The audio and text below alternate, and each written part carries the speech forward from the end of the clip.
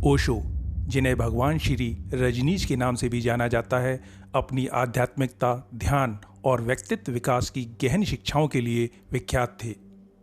वह गूढ़ रहस्य को साधारण भाषा में उजागर करने की कला जानते थे, लेकिन जहां एक ओर उनके अनगिनत प्रशंसक थे, वहीं दूसरी ओर उनके कई विरोधी भी थे। उनकी तार्किक बातें दिमाग हिलाने वाली होती हैं।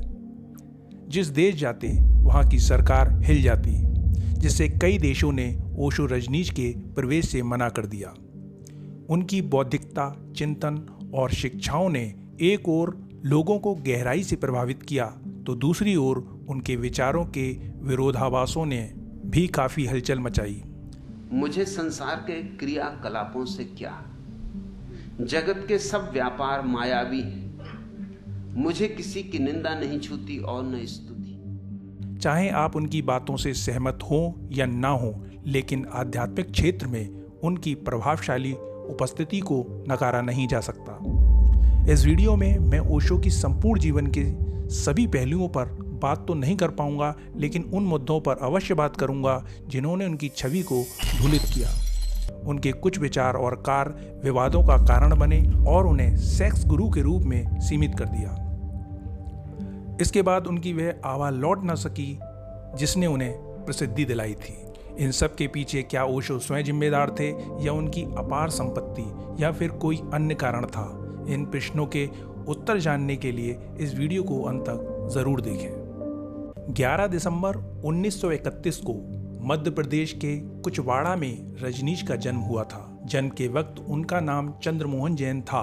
बचपन से ही उन्हें दर्शन में रुचि पैदा हो गई, ऐसा उन्होंने अपनी किताब glimpses of my golden childhood में लिखा है। उन्होंने अपनी पढ़ाई जबलपुर में पूरी की और बाद में वो जबलपुर यूनिवर्सिटी में लेक्चर के तौर पर काम करने लगे। रजनीश रानी दुर्गावती विश्वविद्यालय से संबद्ध शासकीय कला एवं वाणिज्य कॉलेज में प्रोफेसर भी रह चुके थे। लगभग 20 साल की उम्र में रजनीश अद्भुत रूप से सक्रिय हो गए थे। उन्होंने विभिन्न धर्मों और विचारधाराओं पर देश भर में प्रवचन देना शुरू किया। उनके प्रवचनों में ऐसी ऊर्जा और उत्साह झलकता था जैसे उनमें किसी विशेष प्रकार की शक्ति का विस्फोट हुआ हो। उनका व्यक्तित्व ऐसा था कि कोई भी उनके असर में आए बिना नहीं रह पाता था। प्रवचन के साथ ध्यान शिविर भी आयोजित करना शुरू कर दिया। शुरुआती दौर में उन्हें आचार्य रजनीश के तौर पर जाना जाता था। नौकरी छोड़ने के बाद उन्होंने नव संन्यास आंदोलन की शुरुआत की। इसके बाद उन्होंने खुद को ओशो कहना शुरू कर दिया। उनका यह सफर, जिसने उन्होंने अनगिनत रातें ट्रेन में बिताई और अनगिनत दिनों तक सभाओं में भाग लिया, उनकी असाधारण प्रतिबद्धता और उनकी असामान्य ऊर्जा को दर्शाता है। यह उनकी अद्वितीय यात्रा का एक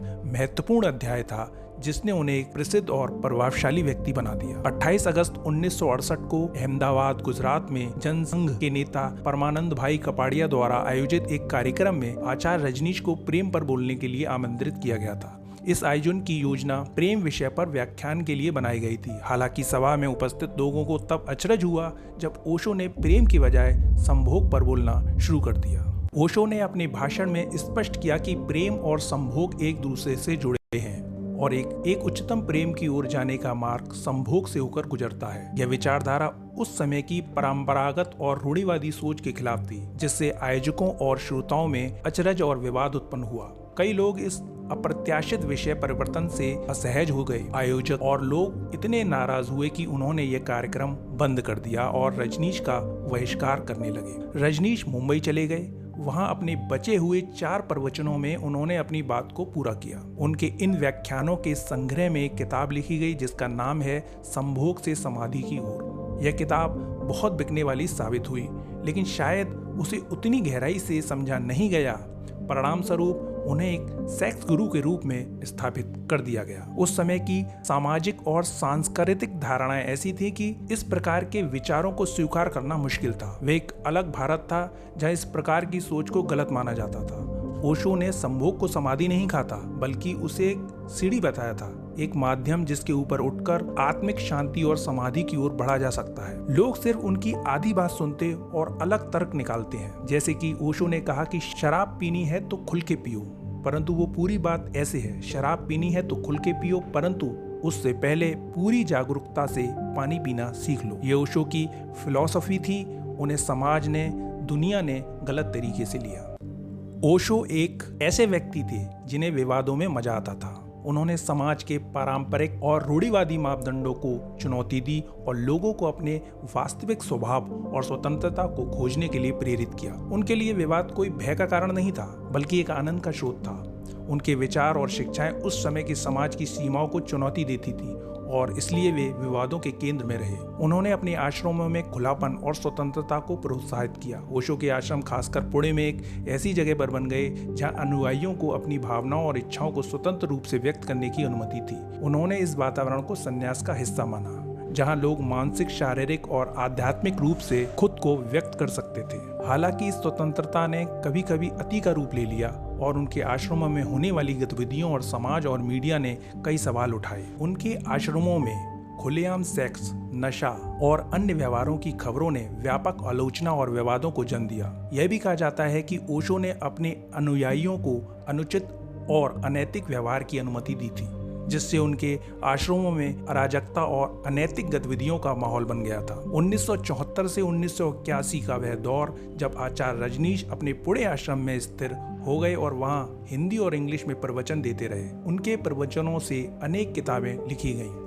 90 के दशक में बॉलीवुड फिल्म एक्टर विनोद खन्ना सब कुछ छोड़कर ओशो रजनीश के शिष्य बन गए थे। इन 7-8 सालों में रजनीश ना के बराबर अपने आश्रमों से निकलते थे। 1981 तक ओशो रजनीश अपने श्रेष्ठ पर थे। इसके बाद वो मौन हो गए थे। लेकिन विवादों का सिलसिला अभी थमा नहीं। उनकी जिंदगी में शीला नाम की एक महिला का प्रवेश होता है। वह ओशो रजनीश की सेक्रेटरी बनती है और इसी दौरान ओशो की पीठ में दर्द उठता है और उसकी सर्जरी अमेरिका में होनी थी। वो सीक्रेट तरीके से अमेरिका पहुंचे पर यह खबर लीक हो गई। शीला ने ओशो को सलाह दी कि वे अमेरिका में रहकर अपना काम जारी रखें। ओशो ने इनकी सलाह मान ली, जो शायद उनकी सबसे बड़ी गलती थी। 19 अगस्त 1981 को ओशो न्यू जर्सी से ओरेगन, अमेरिका का एक दूरस्थ इलाके में पहुंचे। यह इलाका बंजर और उजाड़ था। ओशो के शिष्यों ने कड़ी मेहनत और लगन से यहाँ एक नई बस्ती बसाई। इस बस्ती का नाम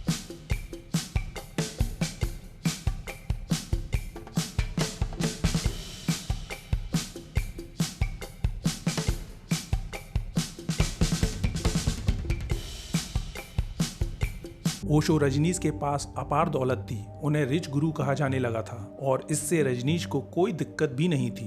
रजनीशपुरम में अनुयायियों को स्वतंत्रता और खुलेपन के नाम पर कई गतिविधियों की अनुमति थी, जिससे यौन स्वतंत्रता भी शामिल थी। इस स्वतंत्रता के कारण कई लोगों ने अति की। एक ऐसी घटना हुई जिसमें एक महिला ने एक ही समय में कई पुरुषों के साथ यौन संबंध बनाए, जिससे यौन संक्रमण रोग फैलने लगा।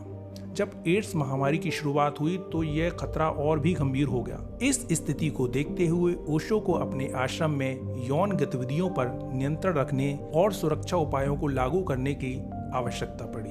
अमेरिकी सरकार ने भी रजनीशपुरम पर नजर रखनी शुरू कर दी और कई आरोप लगाए। अमेरिकी सरकार ने ओशो पर अप्रवास नियमों के उल्लंघन के तहत 35 आरोप लगाए। अब शीला ओशो रजनीश की प्रेमिका बन चुकी थी।